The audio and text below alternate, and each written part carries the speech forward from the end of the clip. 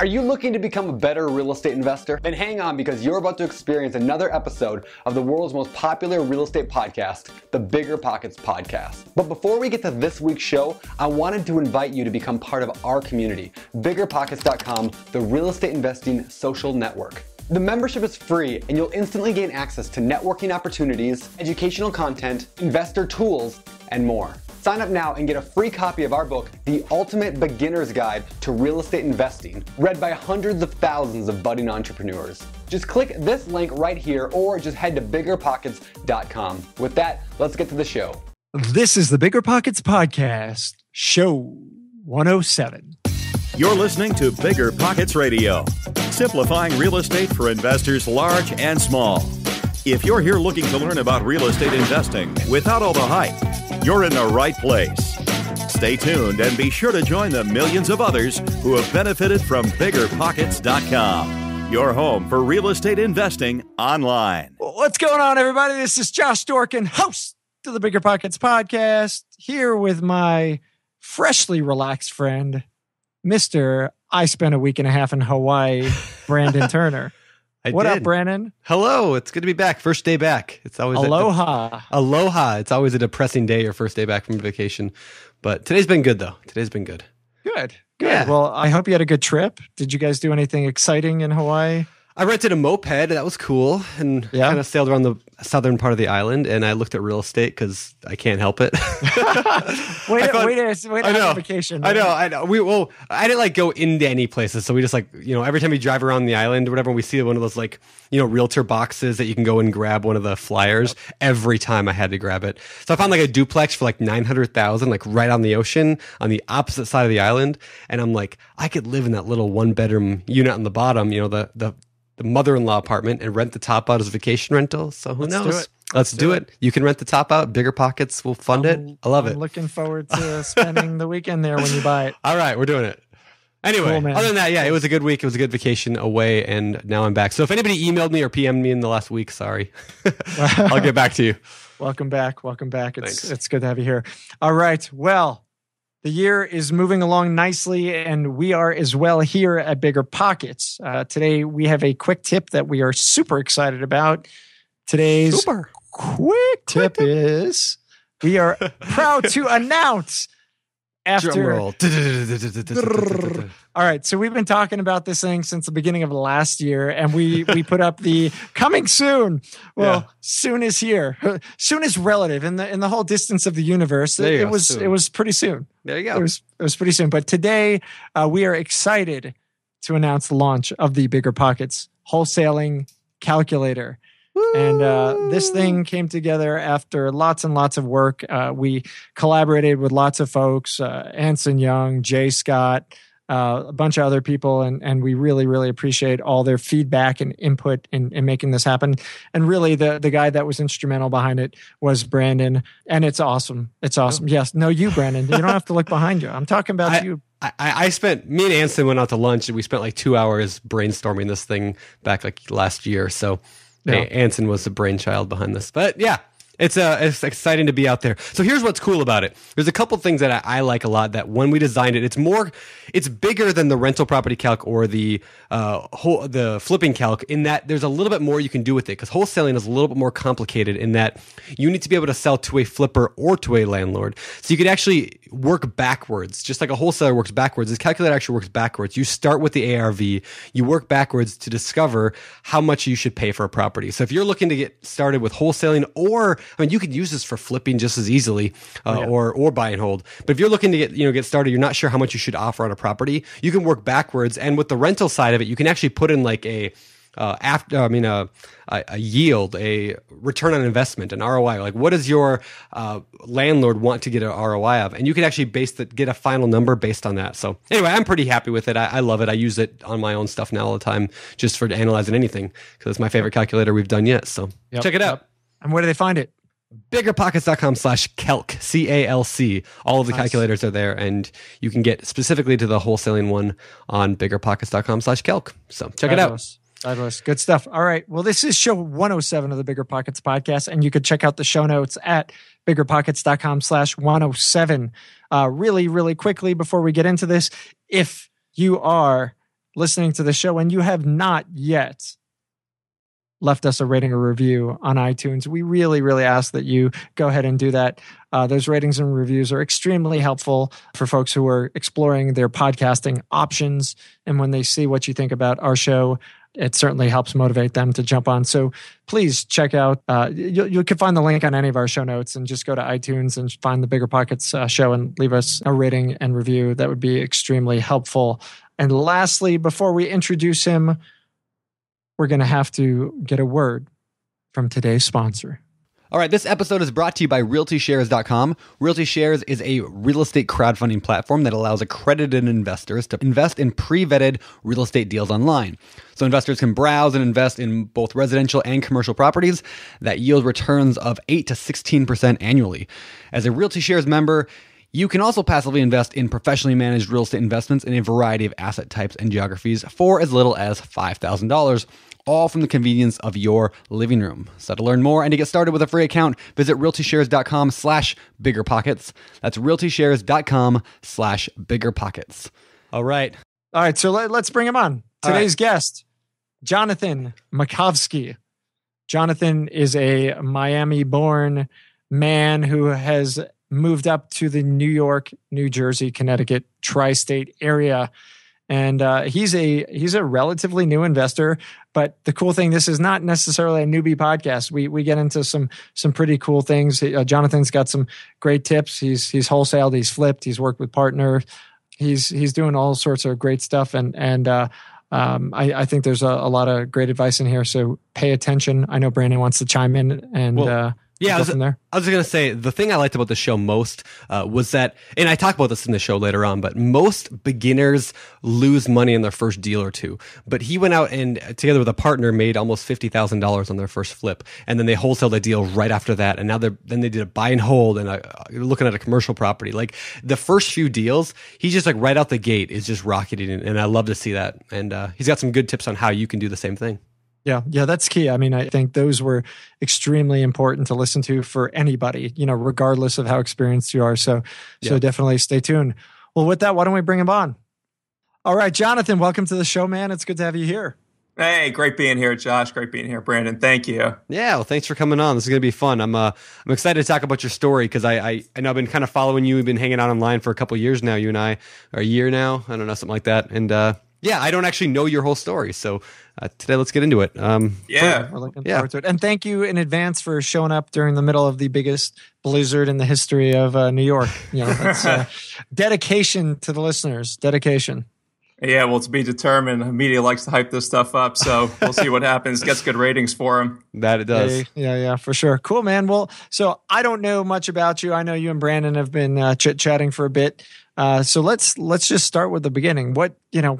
Who are you? How'd you get into real estate? Tell us kind of your background here. Sure. Well, the funny thing is, I'll just fast forward and then rewind for a second. I wouldn't be on the podcast without the BP podcast.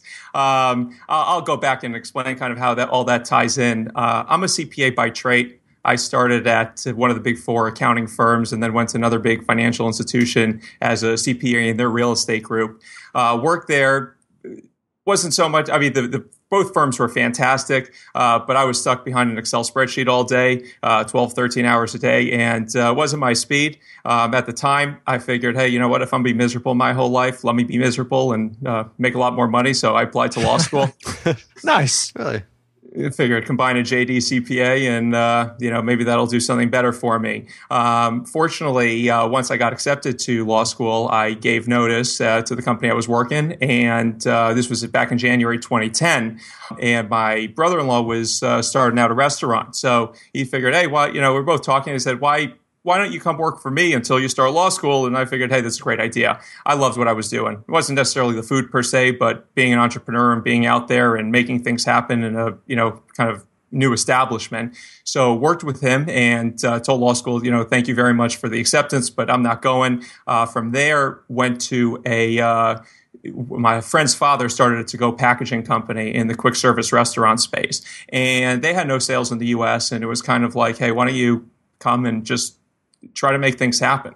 So it really gave me, and they were actually not in the country working here. So it was really wearing a lot of different hats. My primary role was sales, but I also was doing a lot of pitching to help raise money, doing the accounting and really everything else that's needed to run a business. I was helping them out. And it was fantastic. We were growing. We, got a lot of big accounts. But at the end of the day, it wasn't my business. And I really wanted something of my own. So I looked at a lot of different businesses, laundromats and things in the health care industry. And my mom kept pushing me to real estate. I always figured, to get in real estate, you really need to, your family needs to be in real estate, or, you need to have a lot of money to get in real estate. So I didn't know how to really transition. And at the time I didn't, this is summer of 2013, I had not yet found BiggerPockets.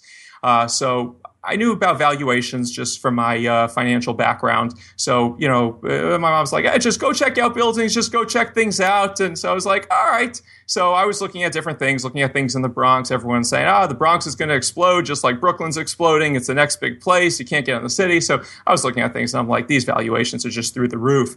People aren't accounting for vacancies. People aren't accounting for CapEx. So before I found BP, and I love the suggestion of, kind of going outside, go within a 60 to 100 mile range of places to look. And that's kind of the strategy that I was employing. I was going to Connecticut. I was going to Pennsylvania. I was going to Jersey. And I was doing this for some time and, figuring, hey, at some point I'll hit it. November of 2013, a friend of mine was saying, hey, he kind of told me about the BP podcast, and I was looking. I still wasn't finding any deals. Again, no deals were really coming back that to me made sense. But on the ways, wherever I travel, I'd be listening to the BP podcast, and I figured, I can make a go of this. So a year ago, almost to date, somewhere January 2014, I gave notice to the company. I'm like, I'm going to make real estate a full-time go. I felt with BP, and despite some of the advice that a lot of people say, hey, don't quit your job until you know. It's not my fault, by the way. Well, blame it on Brandon, blame it on somebody. It's not my fault. I tell everyone to quit their job. Do it. Well, I think it's great advice. And, one thing that I've kind of learned is, just a little side tip here, you can't listen to all the advice that everyone says. Everyone's situation is different. Everyone's situation is personal. I was just listening to actually the podcast with Mike Sumsky, which was Sumsky. Yeah. So last week, I listened to all 106, and then I think I'm about a third of the way through listening to them a second time ago around. That's awesome. They're great. Thanks. Yeah, you guys sound slow. I usually listen to you about 20% faster. That is funny. I do that too a lot. And we made that a quick tip back a long time ago, and maybe I'll rehash it here, that if people want to listen to the podcast but want to get through it quicker, if you have an iPhone or an iPad, you can do faster speeds when you listen to it, and you can get going pretty good. So anyway, quick tip. Anyway, all right. So you were saying you were listening to the podcast, driving around, learning stuff, and not coming across deals. So doing a lot of stuff. And I was getting engaged in BiggerPockets. Again, listening to the quick tips that, you guys would always say. I'm engaged to BiggerPockets, by the way. I think I'm married and engaged on BiggerPockets. Yes. Oh, I see. Anyway. Okay. So Thanks, yeah. All right. So you were listening, getting involved because of the quick tips and not discriminating, only listening to the buy and hold podcast, even though that's what I was really looking to do, because, for me, flipping and wholesaling was so beyond what I thought I can do. And I also networked with a lot of people in BP, but one of them, who's now my partner, him and I were sitting down to breakfast one morning in Connecticut. He's been there for a while. He has a few smaller multis, and I was just talking. Hey, George, I said, what's, how are you doing with your investing? Are you looking at deals? And he said they're trying to look at estate and find different things, but it's not working. And his investor group's shy to pull the trigger. And just talking more, and I found out his background's GC. And I said, that's interesting. I said, did you ever consider flipping? I've kind of been learning all about it through the BP podcast. And he's like, yeah, I kind of thought about it, but never really pulled the trigger. I said, look, I got my license in real estate. I said, would you consider maybe let's, give it a go? And he said, sure, we could try it out. We started slow. And this, I want to say this is about end of February or March of 2014, so somewhere around that time period. And we were taking it really slowly about it. We were kind of looking at, just going. I had my real estate license, so we didn't need to wait on anyone else. I was able to just go to any house that, I wanted to. Also was part of a great brokerage that kind of gave me some places. Hey, go here. Don't go, you know what I mean? Go to this area. This area is hot. This area is not, really, really guided me along the way. And so, but again, we were doing this is March, April. I think March and April, we weren't finding any deals. We were doing sometimes about 12, 15 houses a day, just going through, looking at our. Well, I was going to say, not to cut you off there, but you mentioned something there that's really important that maybe we can touch on now, maybe we can talk about later. I don't know. But the idea of you were looking at 12 to 15 houses a day, and you said you had your license at this point, right? Correct. So there's a good reason why you should get your license, right? Because a normal real estate agent probably isn't going to show you 12 to 15 houses a day while you go out and search for a good deal. Great point. Absolutely. And that was one of the so I had taken the real estate course in New York. I had to take some more hours because they added some more since I took it last. And I got my license actually in the middle of this. I read Jay Scott's book, the book on flipping houses, which total life changer for me. And nice. He talked about the advantages of having a real estate license, and that was one of them. Just really being able to plow through deals, and we'd go and make tons of offers. I was able to write my own offers, because we disregarded the list price when we would offer, because otherwise we couldn't make money. Yeah. So finally, after again not coming across any deals, George and I said, you know what? I said, I've been learning all about these direct mail marketing campaigns from the podcast. Maybe we can give that a go. So we did a few home cooked direct mailers. The first one was kind of a dud. We got some responses, but I also didn't know what to do when when the sellers called me and picked up the phone, and so we kind of let it go. We redid the mailers back in May. I think it was first or second week of May of last year, and the responses were through the roof. We were getting a lot of tire kickers, but we got a ton of responses in every deal. And I don't know if this was a Jerry Puckett tip or one of the other great people on the podcast. Just be persistent and just keep following up. And I had their phone numbers, so it was just easy. And it was just, hey, will you sell? Will you sell? Will you sell? Finally, we got one of the people, and he's like, can you bring your number up a little bit, and we're ready to go. So we reran the numbers. I went back to the brokerage, which going back to having a real estate license, and one of the advantages, I'm also able to leverage off my brokers, and they'll give me undivided attention because they know I'm kind of a go-getter, and they're getting a piece of every pie that I'm doing without really doing too much work. Yep. So, and kind of to your book, Brandon, which was fantastic about partnership. That's one of the partnerships I don't hear too many people talk about, but being associated with a good brokerage, someone that's going to kind of show you and kind of mentor you without really taking too much of their time. That was a really good partnership that I had. So we were kind of able to narrow down our ARV a lot better, and we still stayed conservative. I just still hung around the more conservative side. So we, on July 1st of last year, we purchased the property for $154,000. Okay, 100. Okay. Where was this? This was in Trumbull, Connecticut. Okay. Trumbull, Connecticut. I don't even know where that is. I'm going to roll back a quick second. Man, you say we're slow because you listen at 20%. I'm going to have to slow down this recording because you talk fast, man. Holy Moses. I love the energy. Wow. All right. So the Bronx, really, really quickly. I've got a good friend. He's been investing for a long time. He started up in Harlem, moved over to the Bronx. Definitely is not as hot as Brooklyn. Brooklyn's insane, absolutely crazy. But the Bronx it's a great place that's starting to come up, and it's there's definitely the chance for opportunities. But like you said, I love that. You're patient. You're not going to dive in and just buy anything because you're desperate to do it. And for those people who are listening, I think it's really, really important to understand that. It's so easy to get caught up in this. You know what? I'm going to skip the fundamentals. I'm going to bypass the numbers because I can't find a deal right now. Well, then you can't find a deal right now. Set your criteria, look somewhere else. Keep looking until you find one within your little dome, your little farm, and go with that. But don't change your criteria and bend so that you can make it work, because that's the fastest way to screw yourself. So I really love that. Anyway, I just wanted to kind of get that in. I tried to get it in about 10 minutes ago. And like I said, you talk too fast for me, man. All right, so you're in on this first deal. You paid $150K. You got, what was it again? 100? Yeah, 154. Paid $154. Really, George, you said, was your partner, yeah? Yes. Okay, where'd you find George? We're going to get to this deal really quickly, but where'd you find this guy? George and I met on BiggerPockets. Okay.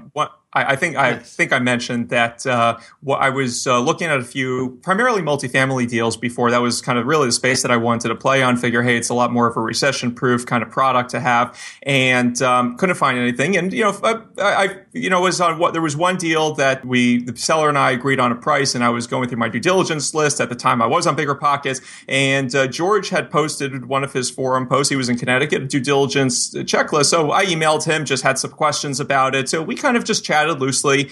And like I said, I think this was in November of 2013. And then I reached back out to him when I wasn't finding deals. And I was just kind of asking him his experience and where he's looking in Connecticut to pick up properties, because I know he has some.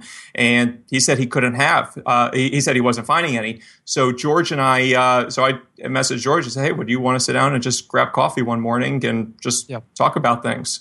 Do you have any, do you have any recommendations for people? Because I get that question a lot. Like, how do I find a partner on BiggerPockets? How do I use BiggerPockets to find somebody to work with? I mean, in your experience now, do you have any recommendations that people can do?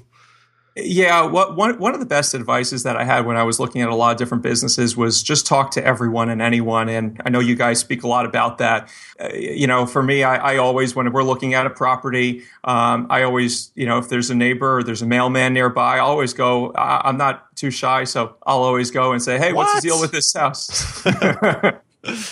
That's smart. It's smart. I mean, that is an incredible tip right there, because I mean, sometimes guys like the mailmen, they know more about the neighborhood than even the people that live there a lot of times do. They see, I don't know. I mean, they see everything. They see the mail. They see the mail. Yeah. Not supposed to really know what's happening in the mail, but they get an idea, right? Yeah. So you never know who's gonna be the bright guy. So I think that's good advice. Anything else you want to add on that? Just on that, to further that, you also never know kind of when you speak to people kind of down the line when you're going to go and have speak to them again. I've had so many times recently. I actually something. I don't know if we'll get to this, but there's a deal in Boston I didn't end up doing, but I don't know how to make this long story short. We'll probably need to end at this part. Wait, can we come back to it after we get Absolutely. To the flip? Because I know we still want to get to the flip. I know people listening want to get to the flip. And I know you were going somewhere, but why don't we kind of go in some kind of order? Because I think woo, you got some energy, boy. All right, let's 154. Right. All right, I'm gonna cut back. We're 154. We got this flip. You picked it up. What on earth, did it take to rehab? How'd that first experience go? I'm assuming George led the way as the GC, and just kind of walk us through the process quickly, and then let's kind of crank out what the numbers look like through and through. I just going to rewind first for one quick second here about before the purchase. Just one quick tip. We were going through. We had an inspector come do it because George, like I said, his dad was a GC. He's been around the industry. He's not a general contractor, so we did have an official GC do our jobs. But again, he has all the contacts in the industry to kind of lead the way. But we did get an inspector. We did feel comfortable with our purchase price, and one of the things that the inspector saw was an oil tank underground.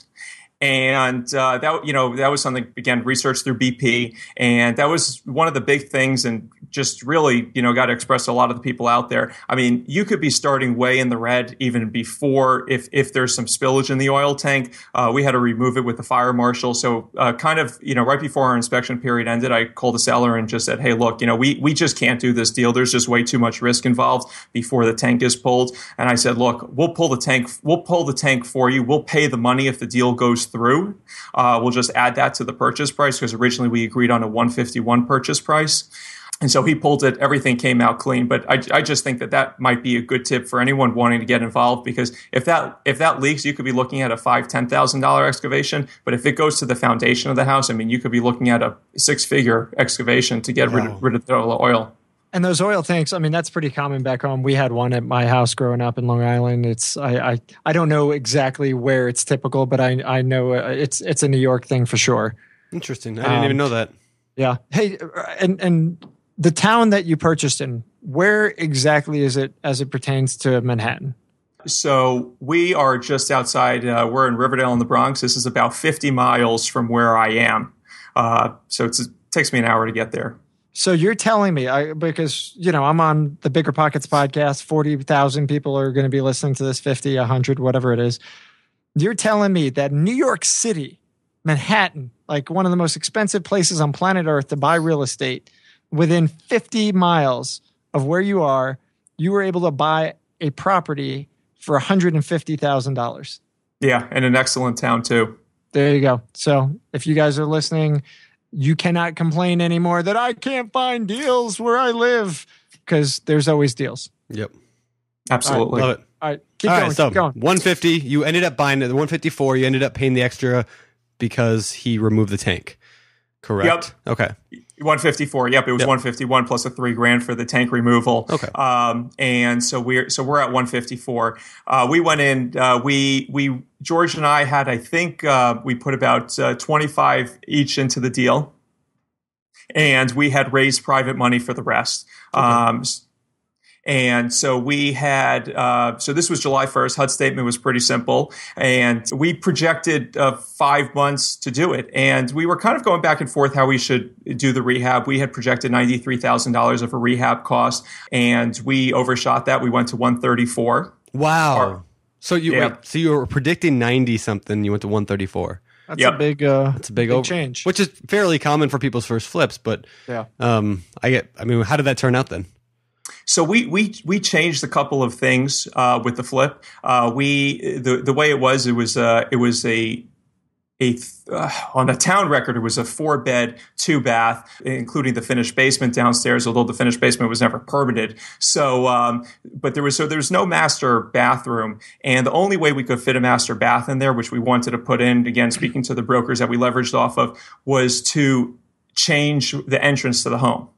So we changed the entrance to the home. We opened up all the walls to make it an open floor concept. And the funny thing is, so we went 41. We overshot our rehab budget by $41,000. Again, that was due to opening walls, putting the master bath in, changing the entrance. Once we opened up the walls, which, for new rehabbers out there, just be aware. I mean, we had to bring up everything, all the insulation to code, all the electric to code. That was a big nut for us that we didn't. It's a great tip, by the way.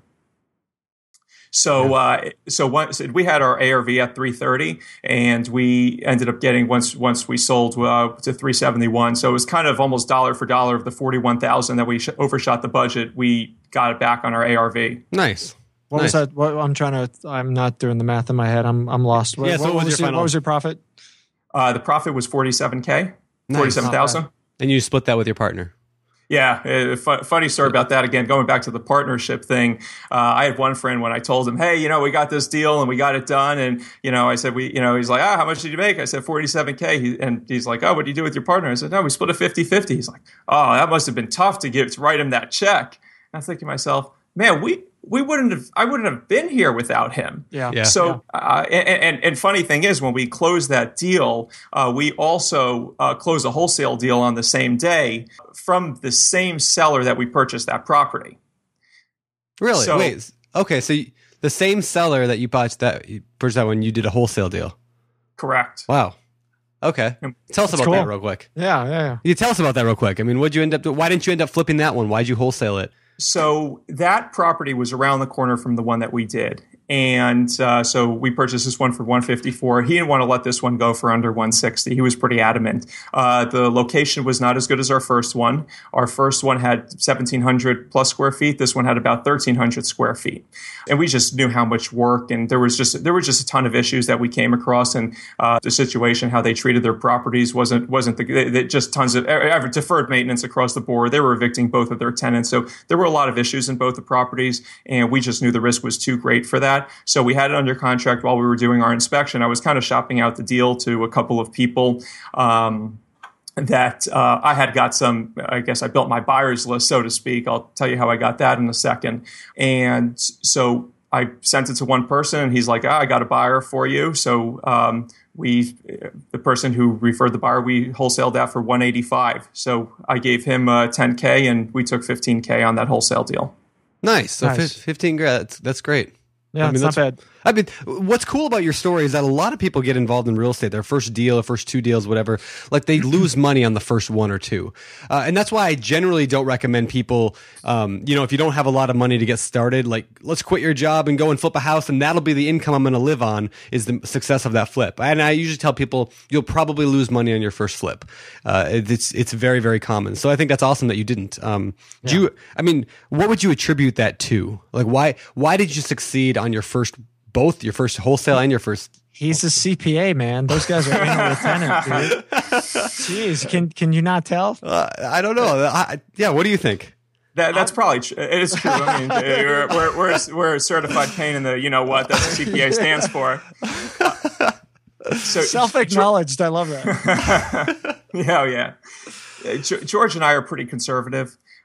So again, I mean, we don't subscribe to eraser math, which, if you're doing your underwriting and you're just saying, I don't need to calculate this cost in, or I don't need to calculate that. Now, again, we didn't know everything, not all 41,000 that we overshot our budget was due to opening walls. I mean, there were unexpected costs that we had and, some, bad contractor, subcontractors and, so on and so forth. But we stayed pretty conservative with the numbers. I mean, a lot of the brokers were kind of telling us, that house, you'll easily get 340, 350 for ARV. And we're kind of like, I was like, I don't see that support for those numbers. I'm like, I see plenty of houses kind of in that 330 mark. And I'm not going to, lean towards the ones that did really well. I'll lean towards the crappy ones or the ones that didn't sell for so much. Again, whether it's a short sale or whether, there might have been less square footage, but, maybe it was a better location. And so again, we stayed pretty conservative for that. And again, another smart thing there, I think if all investors were to do that and be conservative with their numbers, overshoot your rehab cost, undershoot what you're going to walk out with, and odds are you're probably going to do better than the over the under, right? So I think that's great.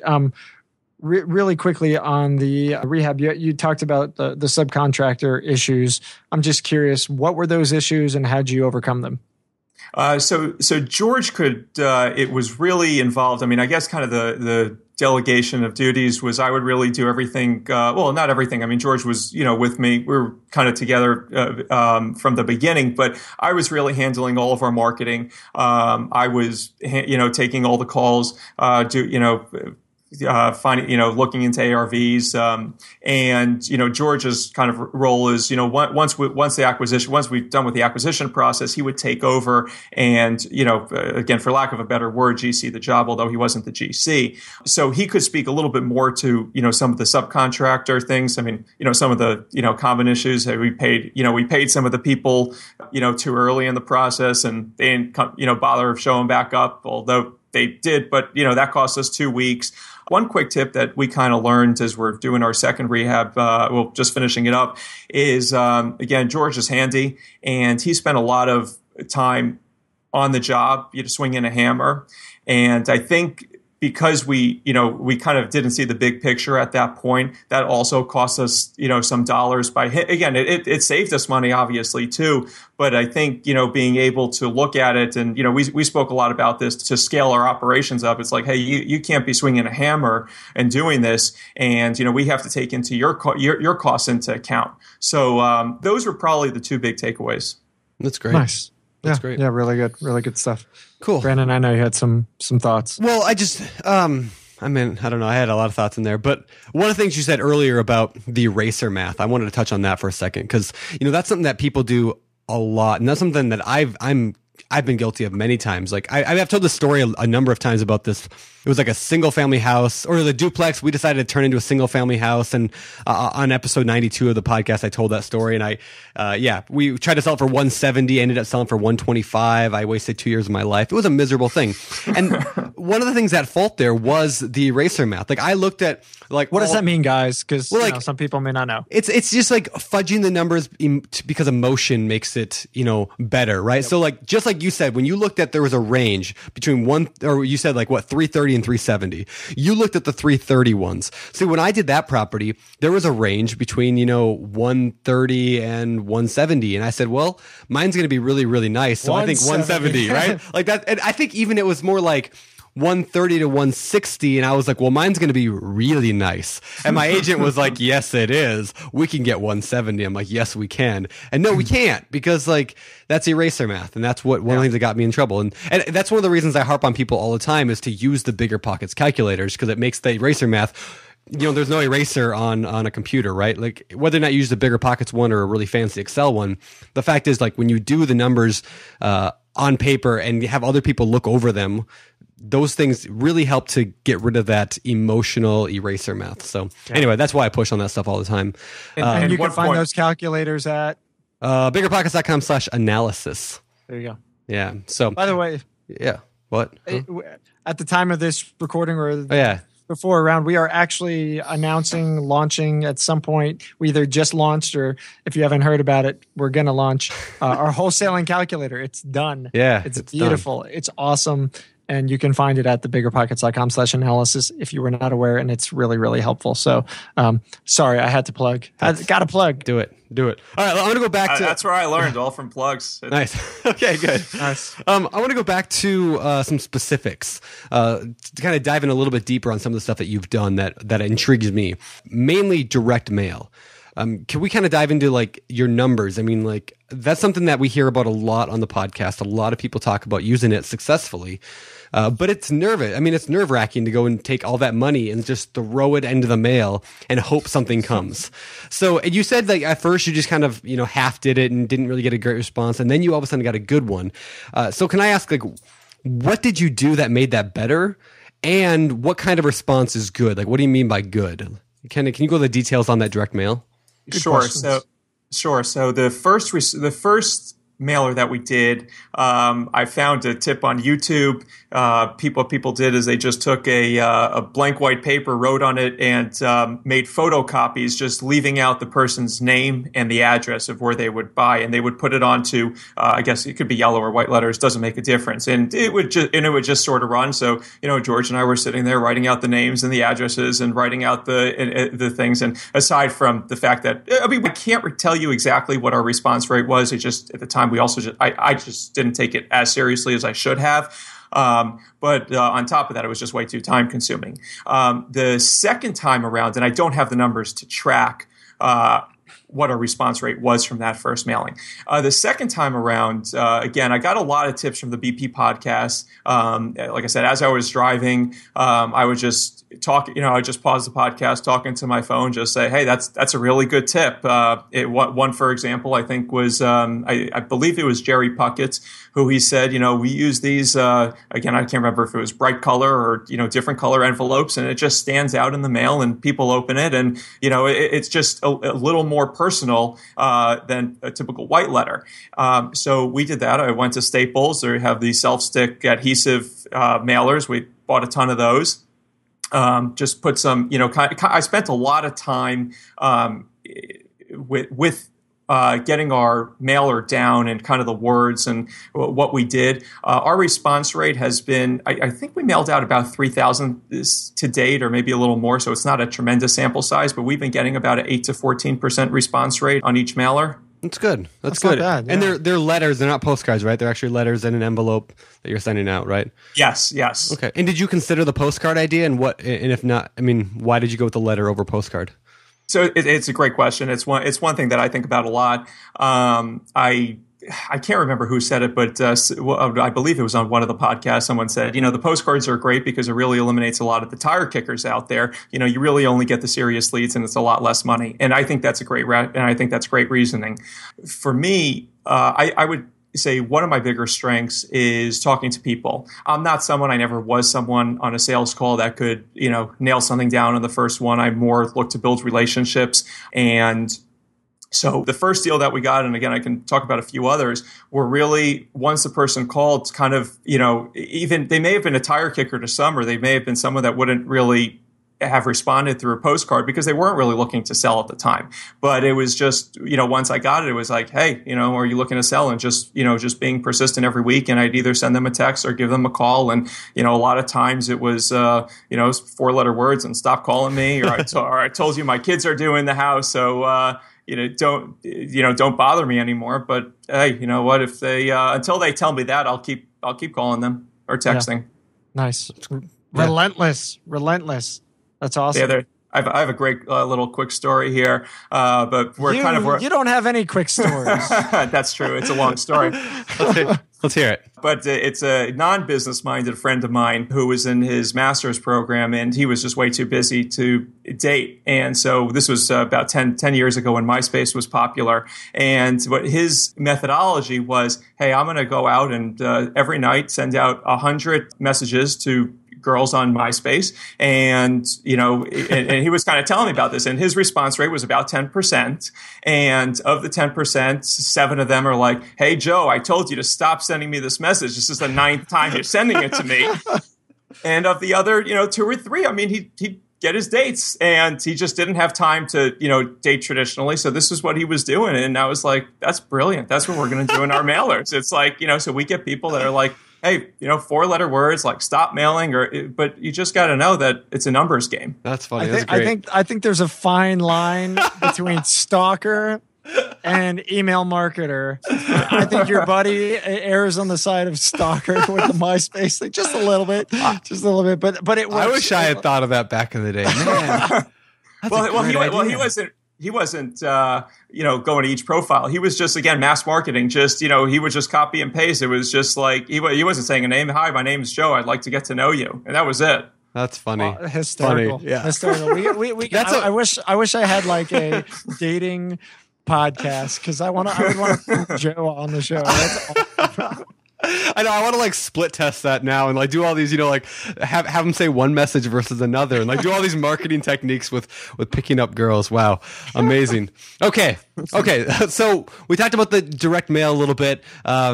I had another question, and now I'm drawing a blank. So, Josh, anything you want to jump in on? Yeah. Well, I'm going to move past direct mail. Right. If we need to come back, we'll come back. In the notes here, it talks about you being in the early stages of moving into office buildings. I wonder if you could talk a little bit about that. You're still pretty damn new at real estate. So what's got you interested in getting into office real estate, and tell us a little bit about kind of where you're at? Sure. So big picture is kind of, I'd like to be a commercial buy and hold investor. Refer to commercial as more in the mortgage sense of, multifamily is included in that. And so the office building, it's not necessarily that we want to be in office buildings per se, but one of the properties that we acquired, the second one that we're working on, was also the seller also owns an office building actually right next door to the property. And I would text her pretty much every week, if not more, and just say, hey, are you looking to sell the office building yet? We'd like to buy. And, it was no. And all of a sudden, one day it was, we're ready. So we're still in the due diligence stage. There are some things that have come up that, we weren't aware of before. So it's still to be determined whether that deal will go through or not. But bigger picture, I mean, that's kind of, we're always looking to, I don't want to say move to that space, because I don't see any reason that we can't flip and, make this a scalable business while we're doing bigger deals. Gotcha. Sure. Okay. And, really quick, you're doing marketing as you're not a wholesaler by definition, right? No. Okay. So what's interesting, I think Brandon and I have had this debate a lot, which is, hey, the only people who are out there marketing, doing the direct mail are wholesalers. And that's typically what you hear. I love that you're the guy who's not really focused primarily on that, and you're doing the marketing, using it for rehabbing, potentially buy and hold, and everything else. And I think that's something that buy and hold folks and flippers should be listening to. Like, hey, you don't have to just wait for the wholesalers to come up with deals or to find these off-market deals. If you're out there doing your own marketing, they're going to come to you as well. You just have to, be like Jonathan over here and his buddy, the MySpace stalker, who just go, call until they say yes or no. So I think it's awesome. I was just going to say, and I think it goes back to your point originally, Brandon, about partnering and where to look for partners. I mean, if you have complementary skills, which George and I have, and George has tremendous skills on the financial side and acquisition side. I mean, he's fantastic on that side, but just more of our delegation is he's more on the rehab side of things. I mean, that might be a good way for people to start. I mean, if you're a wholesaler and you say, hey, I really want to rehab because I really want to make more money, and you're a rehabber and you say, hey, I want to be on the wholesale side, it also hedges your bets a little bit, right? I mean, I have, George is financially invested throughout the deal, as am I. So we're really communicating back and forth the whole way through, making sure that that it works on both ends. Yeah, that's great. Nice. Awesome. Like you said, I love partnerships. I think that's one of the most valuable ways to invest in real estate, especially if you don't have a lot of money to get started. And just when you're not good, I mean, nobody's good at everything. I mean, I'm not good on the phone. I don't really like it. And so like, if I was going to jump in to be a wholesaler, hands down, I would have somebody else answer the phones because I just don't. We need this guy. Yeah, you would answer the phones for me. I would just, I don't know. I can put together the financing pretty well, but it's the phone stuff. I just don't like people. No, so I think that's great. And going back to Josh's point where you just said about like, only wholesalers typically do direct mail. But man, like if you do like the numbers, like, I'm a huge fan of planning future, right? Like I love the idea. Like I wrote that book that's in the BiggerPockets file place called like 7 Years to 7-Figure Wealth. And it's like my 7-year plan for if I buy this property and then I buy this one and then I buy this one and I buy this one and I, fold them all into the next one and blah, blah, blah, blah, right? I love that forward thinking. Let's plan the next 7, 10, 15 years. The reason I bring that up is because the idea of adding direct mail marketing into that can like rocket off your results so much faster than what normal people do. If you're paying market rate and you got to wait for the market to climb up as a buy and hold investor, imagine if you can get 20, 30, 40, 50% off of a deal and then go forward from that point and try to do those long term. It's amazing how fast you can grow when a buy and hold investor applies the flipping or wholesaling principles to their business. It's crazy. So anyway, it's cool to see that you're doing it. Cool. I want to wrap up with one more question before we head on to like the famous four and all that. And we've kind of touched on this throughout this podcast a few times, but I want to know: is there anything else you can add to what is BiggerPockets? How has BiggerPockets helped you in your business? Like anything you want to add on to that? Just because I like hearing people talk about us. Well, it's hard to say. There's a laundry list of things that it's done. It's been really, one of the driving factors of how our business has succeeded. Like I said, I mean, I've met my partner there. I've learned really how to value deals. I've learned, You're on the spot, boy. Come on. Yeah. It's okay. There's no wrong answer here. Just say you like hearing Brandon's voice, and I think he'll be happy. Well, I did tell him that at one of the meetups that he came to in New York. I was like, Brandon, I listen because I listened to the podcast, especially when I got started, really just about every chance I could get. If I'd be taking my daughter to school, I'd listen to the podcast. If I'd be shaving, I listened to the podcast. Obviously, when I was driving, I listened to the podcast, and it was just easy ways. I wasn't because the way I look at BiggerPockets, and it's really one of the biggest tools for our success in our business. But I really, and I encourage people that are on the site to use it as a supplement. You got to take action and consult with BiggerPockets. Being on BiggerPockets all day, I mean, it's a lot of fun and it's great, and you'll meet some amazing people. And I think to get started, it's worthwhile. You need to know the education piece, but at some point, you got to get out and you got to get started. We're having technical difficulties. I'm sorry. This message can't be relayed. What? Hey, what was he talking about, Brandon? I don't know. I don't know. What? Are you drunk, Josh? No,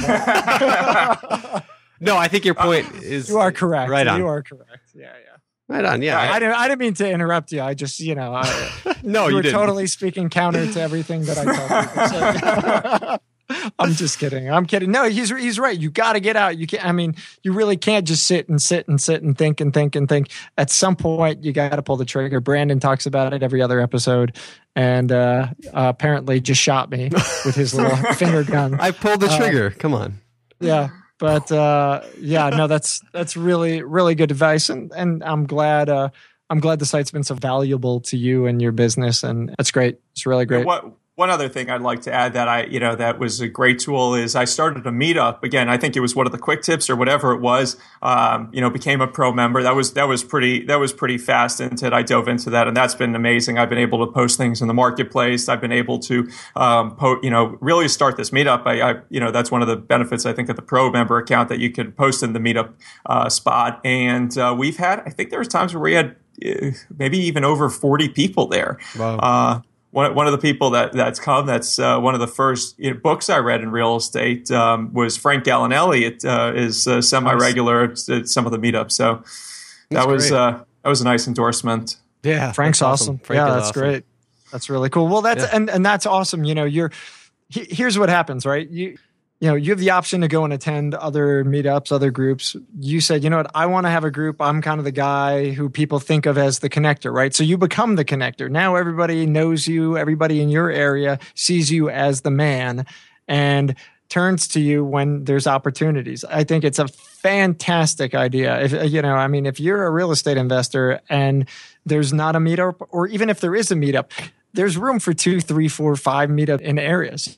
Have your own, put your own spin on it. You become kind of the master of that domain, and it's great for business. So, great idea. And I'm glad again that the site, kind of came in handy to help you do that. That's awesome. Good stuff. Yeah. By the way, I got an email from somebody who's an English teacher, and she said to me, Josh, you and Brandon say this awesome word. And as Brandon is holding up, I told her I was going to print it out, the list. Stunning. We've got wonderful. Impressive, remarkable, awe-inspiring, formidable, stunning, wonderful, striking, mind-blowing, grand, unbelievable, outstanding, stupendous, superb, marvelous, phenomenal, magnificent, all good, and swell. Well, that was a magnificent quote. That was a superb email from that lady. So we're going to attempt to use more vocabulary. Yeah, I love that. That's funny. I actually meant to talk to you about that, Josh. I was going to joke with you earlier. We never touched on it. That's funny. Yeah. All right. Anyway, moving on. We got to get out of here. Let's go to the world famous for. By the way, this is show 107 of the BiggerPockets podcast, and you could check out the show notes at biggerpockets.com/show 107. That you can. All right. Famous for, you know what these are. You listened to the show a few times, so I probably don't even need to say it, but I'm going to. What is your favorite real estate book and why? I added that. I'm gonna name two just because I think both have been really important. The first one is Jay Scott's book on flipping houses. Yeah. That was a very actionable book that really gave us solid step by step on what to do. And, you don't need to read the whole book to start taking action. You can, go chapter and start doing it. And he gave a lot of good tips, I think, also on wholesaling, which you wouldn't think of. So that was very instrumental in us starting out. Also, Frank Gallinelli's book on, I have it written down somewhere because it's a pretty long title. Yeah. I forgot the whole title. What every real estate investor needs to know about cash flow and 36 other key financial measures. See, Josh makes fun of me because my title is so long with the How to Invest in Real Estate with No and Low Money Down. Frank's takes the cake on that, though. Yeah, we'll let you and Frank have a title off. We might. Next book is going to be like 400 words. All right. Very good. All right, very good. Awesome. Business book. Right. Business I stole book. it. What is your favorite business book and why? So I'm also going to say two over here. How to Win Friends and Influence People. Dale Carnegie was great on just relationship building. I mean, just one quick, there's a poker tip that I love. It's, poker's not a game of cards played with people. It's a game of people played with cards. And I think the same thing applies to real estate. It's not a game of, properties played with people. It's a game of people. So, be good to people, learn how to treat people. And I think, that's a lot of what Dale Carnegie's, book talks about. That's awesome. So I love it. What else you got? Stupendous. Striking, stunning. Yes. All right. And the second one, and the other one is a little off the cuff here, but I think for Wall Street Journal, just reading the paper, it doesn't need to be every day, but it's really it just it shows you how to run a business. It's really the big players. What are they doing? Debt and equity and everything else that you need to know. Again, it's not something, I know it's not a sexy, fluffy kind of book that people are going to go out and be inspired. But it also helps to know what's going on in the world, especially when investing in real estate. Nice. I love it. You know what I would say? One of the things I used to read when I was like 16. You can read? Yes. Boy, when I was 16, I came across the Forbes, and it was like sitting somewhere, and it was the Forbes 400 or something like that. And I just got to reading it, and I was like, oh my God, this is so inspiring. I read the stories of like the richest lists.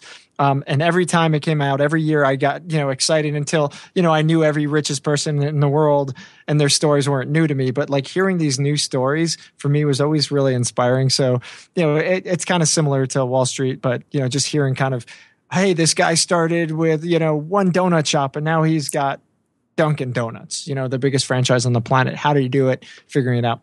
Anyway, a little offset, but great. Nice. Awesome. Hobbies. What do you do for fun? I do expensive things, so I don't get and time consuming, so I don't get around to doing them as much as I'd like. Travel, skiing, and golf. Nice. And obviously love spending time with the family. Fantastic. Where do you ski? On the Ice Coast. The Ice Coast. Nice. What's the Ice Coast? That's East Coast. All the ski slopes are made of ice. Oh, nice. Yeah, it's very different skiing back east versus skiing in the west. It's like night and day. Yep. That's funny. Yeah, I grew up in Miami, so it's been something I've taken up in the last 6 years. Cool.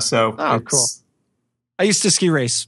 And for those of you who don't know that about me, I was a little ski racer back in New York, and so I raced. I was on the Hunter Mountain ski team. Wow, nice. Yeah, interesting stuff. Interesting, cool. All right, Brandon, final question. Let's let this guy get out of here. What do you believe sets apart successful real estate investors from those who give up, fail, or never get started? So I've heard this question, I don't know, like I said, 106 times plus another, 30 on repeat or something like that.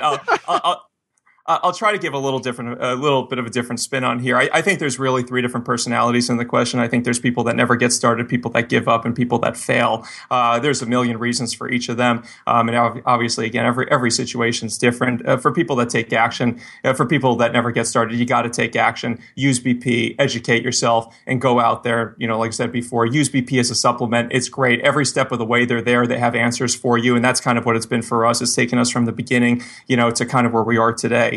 For people that give up, again, we've spoken about this a lot. There's real estate encompasses so much. Use partners. I mean, it's so important to get that experience. I mean, after our first deal, just a quick tidbit here. I've had people come out of the woodwork saying, "Hey, I heard you did your first deal. Let me know when the next one is. I got money to invest, and I was looking for so many people in our first deal to get money for, and it's like, all of a sudden we did that first deal, and we're experienced investors all of a sudden. So, don't, again, my advice here, and I know it's hard to say, but don't worry about how much money you're going to make on that first deal. If you need to make a little less and give one of your partners a little bit more, if that's how you can get started, because it's so easy to give up. There's so much going on in this space. And for people that fail, again, spoke about this too. Reputation's everything. Be good to people. You may lose a little in the short run, but it really comes back. People know who you are. They'll want to work with you. So those are kind of the 3 things that I would say to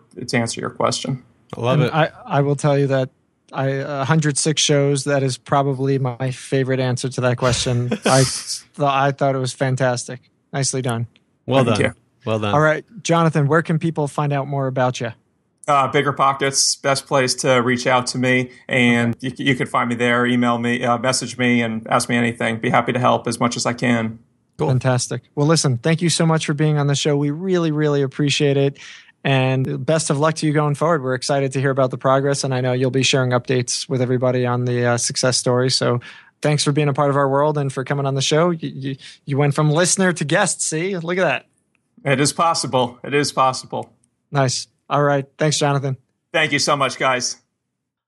All right, guys. That was show 107 of the BiggerPockets podcast with Jonathan Makovsky. Jonathan, thanks again for being on. We really do appreciate it. Again, Brandon. That was stupendous. It was good. Superb and marvelous.